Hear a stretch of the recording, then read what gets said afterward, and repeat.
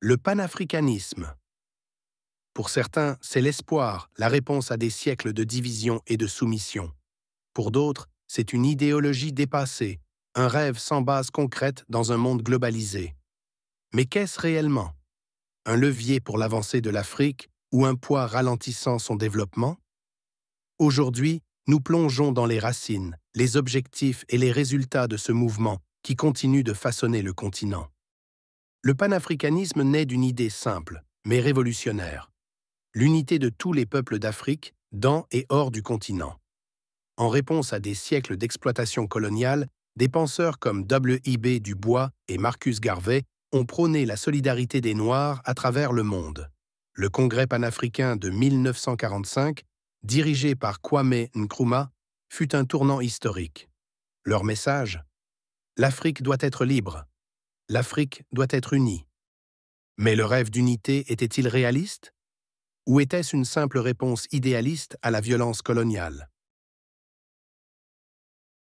L'après-guerre marqua l'apogée du panafricanisme. Des pays comme le Ghana, la Guinée et le Mali accédèrent à l'indépendance. L'idée d'une Afrique unie semblait enfin à portée de main. La création de l'Organisation de l'Unité africaine, OUA, en 1963, devait être le premier pas vers la formation des États-Unis d'Afrique. Mais l'unité rêvée ne vit jamais le jour.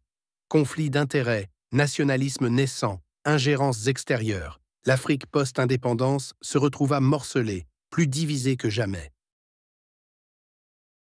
Les assassinats de leaders comme Patrice Lumumba au Congo ou Thomas Sankara au Burkina Faso mirent en lumière les limites du panafricanisme face aux réalités géopolitiques et économiques du monde. Aujourd'hui, plus de 60 ans après les indépendances, l'Afrique est à un tournant. Certains pays affichent des taux de croissance parmi les plus élevés au monde, notamment le Rwanda, le Sénégal et l'Éthiopie.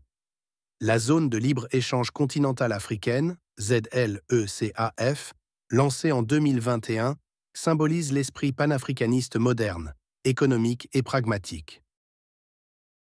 Mais les défis sont immenses. Corruption, mauvaise gouvernance, dépendance aux anciennes puissances coloniales et aux institutions internationales minent encore de nombreuses nations. Alors, le panafricanisme est-il un levier ou un poids? Un outil pour relever ces défis ou un idéal qui détourne des réalités actuelles? Le panafricanisme d'aujourd'hui n'est plus seulement politique, il est culturel, économique, numérique. La jeunesse africaine, forte de son immense potentiel, redéfinit les termes de ce mouvement. Des projets comme l'Union africaine, la CEDEAO ou encore la Fondation Mo Ibrahim tentent de poser les bases d'une gouvernance unifiée. Pourtant, des voix s'élèvent. Le continent doit-il continuer à rêver d'unité? Ou bien concentrer ses efforts sur le renforcement des États-nations et de leurs économies? Le panafricanisme est-il encore le levier capable de propulser l'Afrique vers un avenir plus prospère et plus indépendant? Le panafricanisme est à la fois un rêve et une réalité. Un rêve qui a inspiré des générations de leaders africains, mais une réalité qui demande aujourd'hui de nouvelles solutions adaptées aux défis du XXIe siècle. Qu'il soit levier ou poids, il est clair que l'Afrique doit continuer à forger son propre destin, un destin qui ne pourra être réalisé que par et pour les Africains.